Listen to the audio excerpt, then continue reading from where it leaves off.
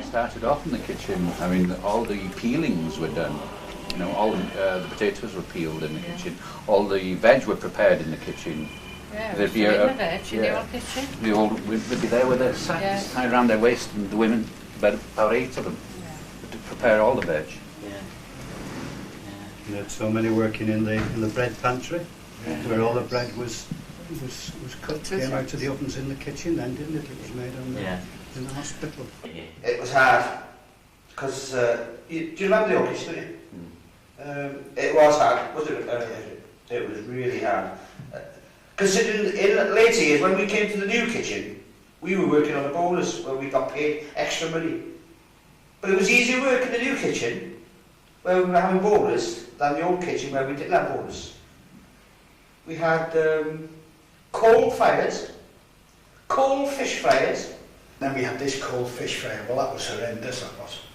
Because your kitchen porter, he start at 7:30 in the morning, and he'd be dressed in white and his blue jeans, and by 12 o'clock he'd be like he'd be covered in coal, be black all over him, because he'd have to keep these fires going, and as soon as you put the chips in, the fish fries just went cold again. So it was a job and a half, cooking fish and chips for patients.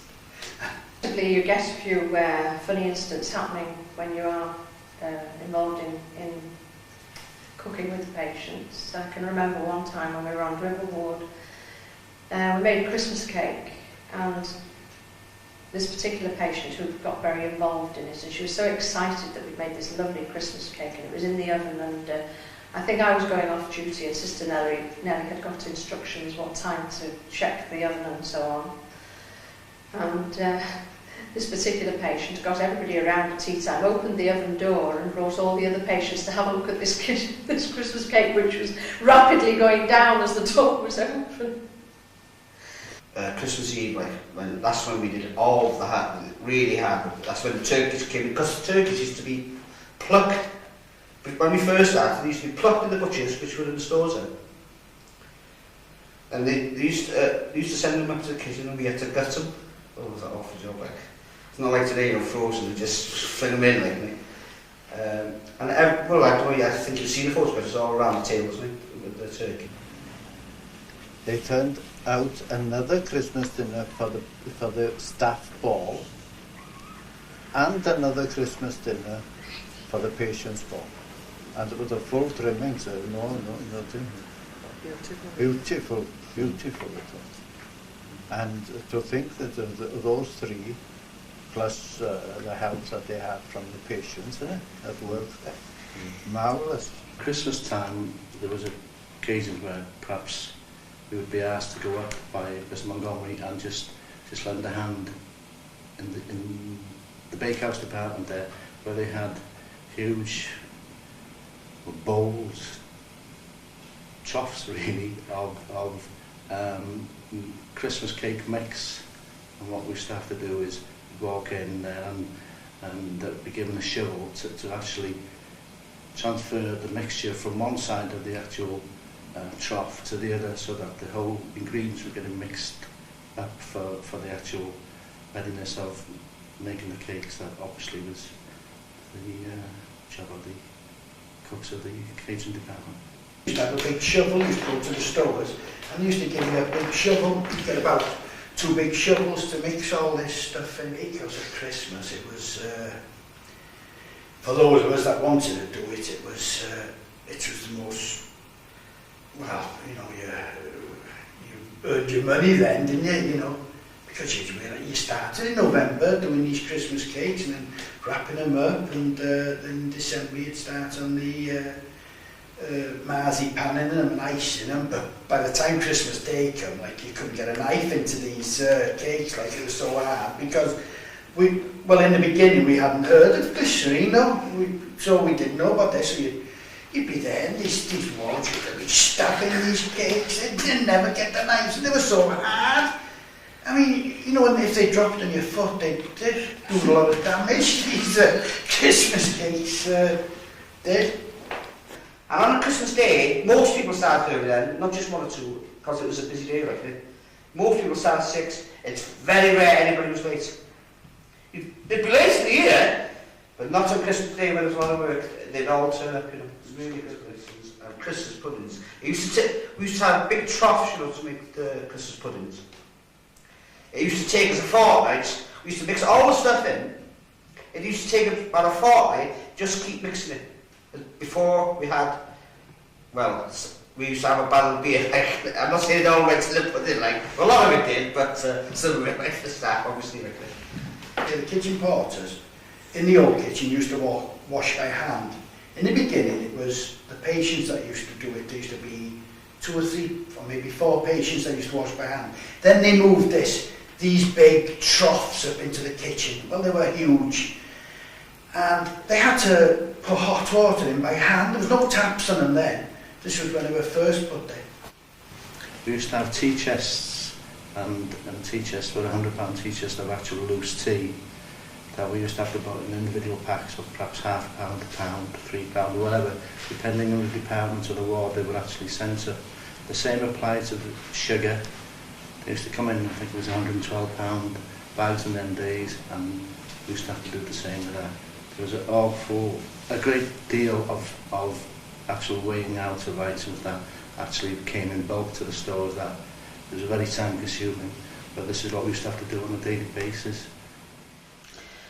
We had to go in the back. We used to have the patients like helping with the food, preparing the veg, potatoes.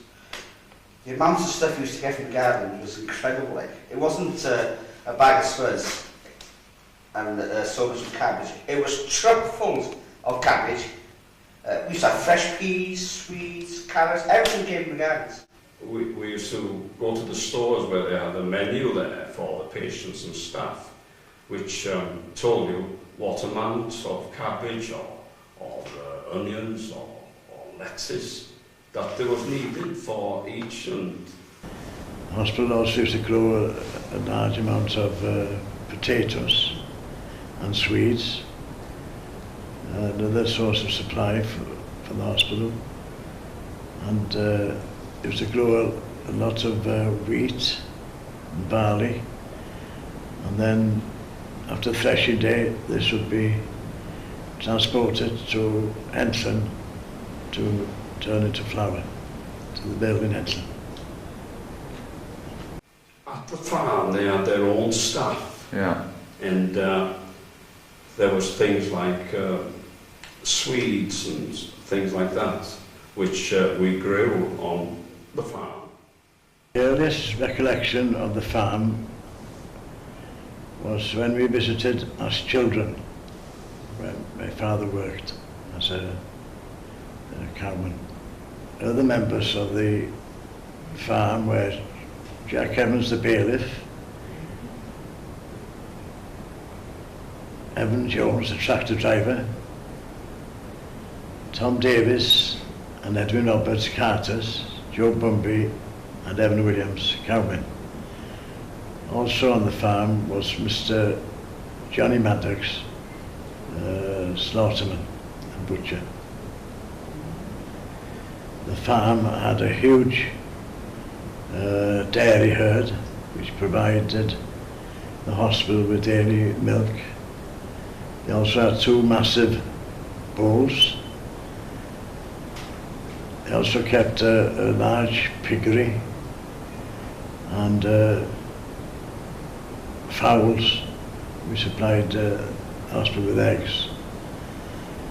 Johnny Maddox used to slaughter, and then which provided the hospital with meat.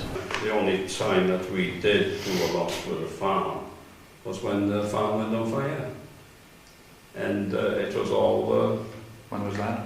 men available to help out. Man the pumps, is it? That's right. Well, yes, various things at that particular time that we helped out with.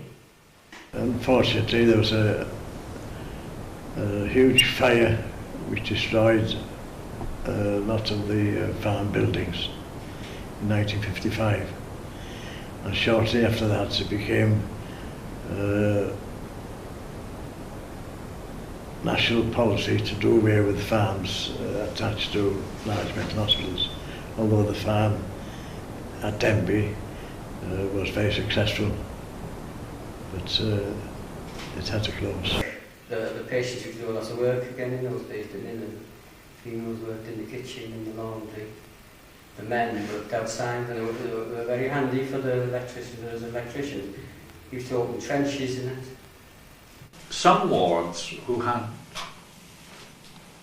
teams of workers, I'm thinking really of male 9 and male 6 and male 4, they had teams of patients for different tasks, whether it be gardens or whatever. So when spare teams, they went down with their snapping, their tea, an urn of tea and things like that. They went down to, and their job was, actually, I was told that visualizing it from the top, looking down, it seemed like a paddy field from a film of some scene in China, with people pushing barrows and backwards and forwards. And these were the patients from the wards. They worked there till 12 o'clock, came back up, had their lunch, and then went back from 1:30 till 4 o'clock. Formaldehyde and sulfonol. Do you remember sulfonol? That was more for keeping them quiet than for any treatment. Well, that's all you could do, wasn't there? There's no treatment as such, just sedation, wasn't it? And when it's, you know, if they were very, very bad, then they'd have injections of morphine, morphine. A lot of patients, I used to go down to the wards, male 7, male 4, and collect the patients. We had about 15 on the male side working. They'd help us in the laundry, the washing machines, and folding the clothes and hanging them up in the hot rooms. Those days we had hot rooms where they had to be 3 times in a day. You know, you'd hang the clothes up, and then when they dry, you'd take them down, and then they'd go up to female patients to be ironed, the shirts and stuff. The towels would go to the sorting rooms, and they'd help us on the washing machines, yeah.